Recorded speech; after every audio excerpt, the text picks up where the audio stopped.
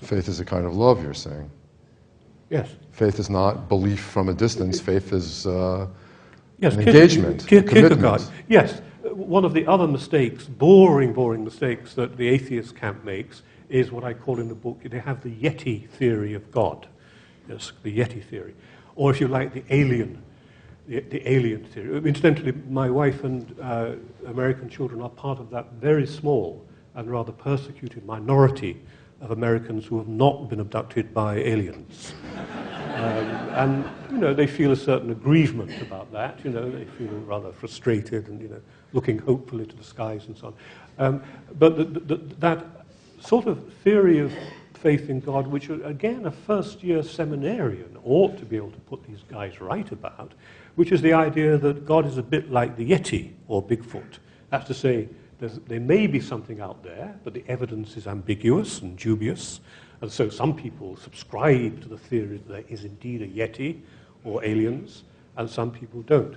Incidentally, while I'm on the subject of aliens, as I frequently find myself to be, aliens are simply, aren't they, testimony to the paucity of the human imagination.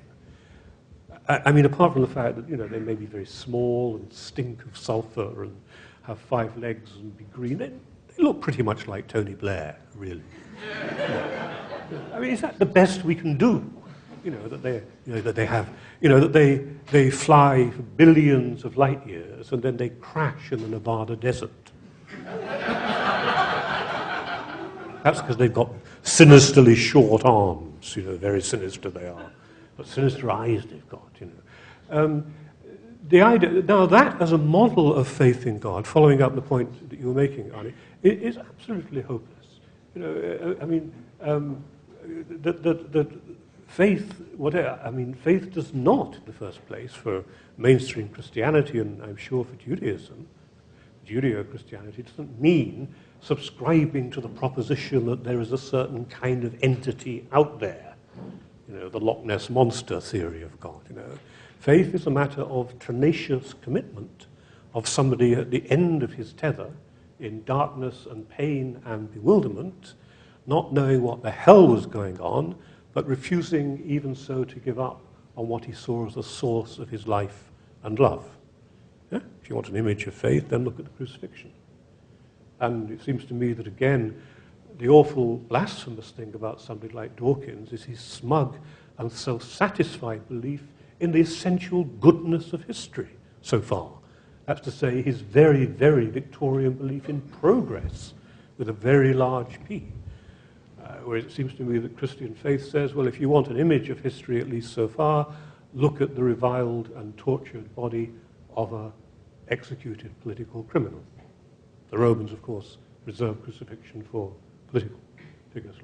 That's an image of history. And if you start from anywhere else, from some smart, bright, and we are, of course, here in a society which is absolutely rife with hope and positivity and idealism, where the very idea of negativity in the United States is sometimes almost a thought crime,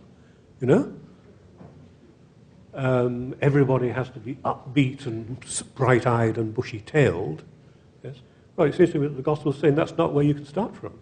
Either you can look upon this body and live, and that's very difficult, and then perhaps you might see it's not quite the last word, or you can't, in which case you turn aside to some nice form of ideology like progress or the American dream or whatever.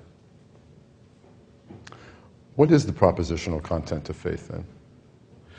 There is indeed a propositional content of faith, Arnie, I think, and that's where the sort of the soggy new liberals and New Agers you were talking, or I will add New Agers, you were talking about go so terribly wrong. They're afraid of formulation. Look, think of the word dogma. Nothing wrong with dogma. Dogma simply means things taught. Etymologically, it doesn't mean necessarily standing on the table and hectoring, yes? Some truths, whether political or religious or whatever they are so essential to the well-being of humanity that they need to be as precisely formulated, I suppose, as they can. There will be eternal wrangling over the nature of that formulation, to be sure. So yes, of course, it's true. I mean, so it's a truism that religious people believe in God. All I'm saying is that we have to examine the grammar of that statement. It's not in the first place propositional, it's in the first place performative.